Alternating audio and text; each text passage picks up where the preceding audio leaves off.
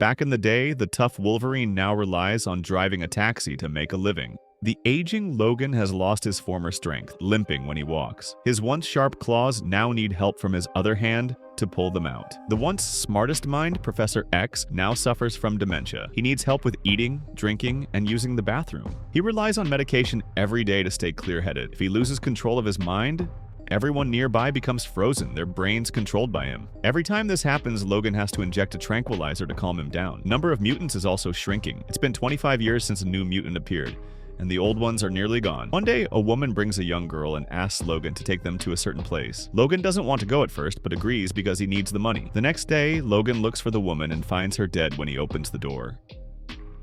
He returns to find the little girl with Professor X. Her name is Laura, and the professor used his powers to guide her here. Suddenly, a few vehicles approach. Logan immediately takes the professor and escapes, but they are soon surrounded by enemies. Logan fights them but quickly gets knocked down and captured at gunpoint. The enemies go inside looking for Laura. She's eating and not scared at all. Suddenly, screams are heard inside. Laura slowly walks out with claws in her hands and quickly defeats several men. The enemies shoot at her, but she escapes into a warehouse. The leader says she can heal and shooting her is a waste of bullets. Logan is shocked. The leader sends people after her. Laura hides, then jumps out and defeats them one by one. As she runs out, a strong man grabs her. She tries to fight back but gets stabbed through the body with a sword by the leader and is captured. Logan charges in to rescue her. He pulls out the sword and tries to get up, but gets caught again. Suddenly, Laura uses blades from her feet to take out two people. Logan takes the chance to get in the car, and the girl drives them away. The enemies chase them. Just as the train approaches, Logan drives around the front of the train and escapes. They discover Laura is a new generation mutant, created by a lab using Logan's genes. She has the same abilities. After watching a video left on the woman's phone, they learn the truth. The woman was once part of the lab and felt guilty watching them treat mutants cruelly. So she escaped with Laura, which brought danger upon herself.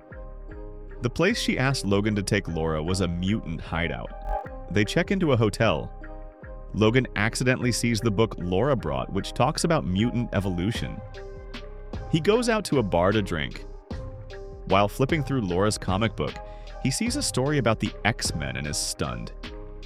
He rushes back to tell the professor, but when he gets back to the hotel, enemies have already arrived in the lobby. Logan avoids being seen and heads to the room. Everyone was frozen in place, controlled by Professor X's brainwaves.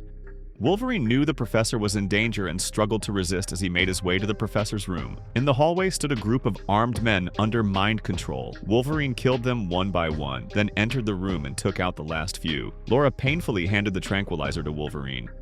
He injected it into the professor and everything returned to normal. Wolverine immediately took the two and left. The professor looked at the chaotic scene with guilt. On the way, they met a couple. A group of horses had been startled and were running wild. Wolverine went to help, while the professor calmed the horses using his willpower. The couple warmly invited them to dinner at their home. Wolverine tried to refuse, but the professor agreed. That night, the three pretended to be a family and had dinner at the farmer's house. Later, the water stopped running. The farmer went to check and Wolverine went with him. After fixing the water pump, they encountered a few thugs pointing guns at them. Wolverine twisted the gun and broke it. The thugs left in their car. Meanwhile, the professor was resting when he saw someone enter the room. He thought it was Wolverine, but a hand reached out and stabbed him in the chest. The killer looked exactly like a younger Wolverine. Laura tried to fight him but was quickly caught. The farmer's son hit the killer with a bat but was killed too. The killer took Laura away. Just then, Wolverine arrived and heard gunshots. He rushed in and saw the killer who looked just like him. He didn't attack but ran upstairs to find the professor lying in a pool of blood. Wolverine tried to stop the bleeding and carried the professor to the car. The professor looked at him, said a few words, and passed away. Wolverine, enraged, fought the killer, but he was no longer as strong as before and couldn't match the fake Wolverine. Just when he was about to be killed, a car crashed into the killer. It was the injured farmer. He shot the killer a few times. Seeing that the killer wasn't moving, he pointed the gun at Wolverine, hesitated, but there were no bullets. Then he fell and died. Wolverine, seriously injured, escaped with Laura. In the car, Laura saw the dead professor and cried loudly. Wolverine told her to calm down and then helped cut off her shackles.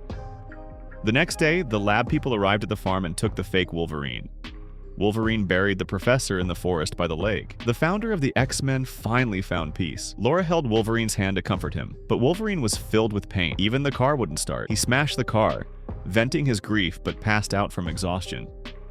When he woke up, he was in a clinic.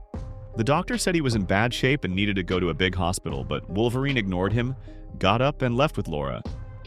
In the car, they argued.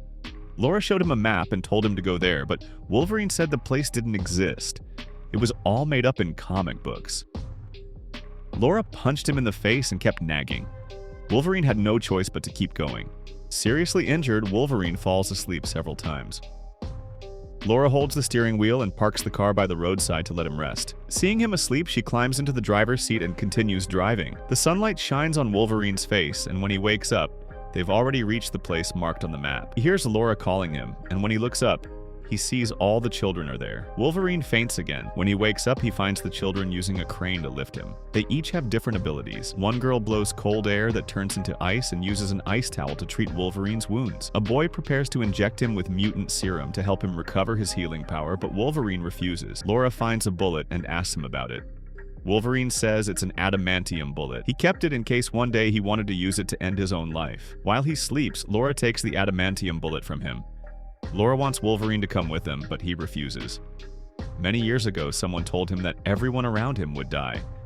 He used to resist fate, but he had to accept reality. To protect the children, he chooses to leave. When Wolverine wakes up, the children have already gone, leaving him the last vial of serum. Suddenly, helicopters fly overhead, and he senses danger. He quickly uses binoculars to see a line of armored vehicles heading toward the children. Wolverine takes the serum and chases after them, but he soon runs out of strength, so he injects the entire serum and rushes to the battlefield. Laura is surrounded. Wolverine arrives just in time. They fight side by side and defeat the enemies, but the serum starts to wear off and his wounds stop healing. Wolverine reaches the doctor. The doctor says the serum has lost its effect, and if he gets hurt again, he'll die.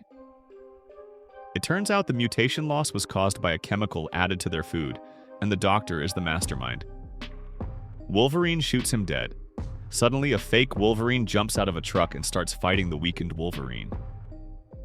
Wolverine uses a shield to press on his neck, but the fake one cuts the shield and sends Wolverine flying. Laura jumps in and stabs the fake Wolverine hard. The leader shoots Wolverine in the leg from behind and tries to drag him away with a car, but some mutant kids stop him and strangle him with grass. As the fake Wolverine gets up again, one of the children lifts and crushes him with an armored vehicle. Wolverine tells the children to run and stays behind to hold him off. Suddenly, the fake Wolverine breaks free and stabs Wolverine through the shoulder, dragging him away. Laura picks up the bullet and loads it into the gun. Wolverine is pinned to a wooden stake. As the fake Wolverine is about to finish him, Laura shoots him in the head with the adamantium bullet. Laura comes to Wolverine's side and sees he's dying. He tells her not to become a killing machine and to live a good life. At that moment, Laura cries and calls him Dad. Wolverine smiles and dies, and so the legendary Wolverine falls. All the anger and pain finally came to rest. The children will carry on his will in the honor of the X-Men. They bury Wolverine, and Laura turns the cross into an X to honor the X-Man who gave his life for justice. Alright, that's today's story. See you next time.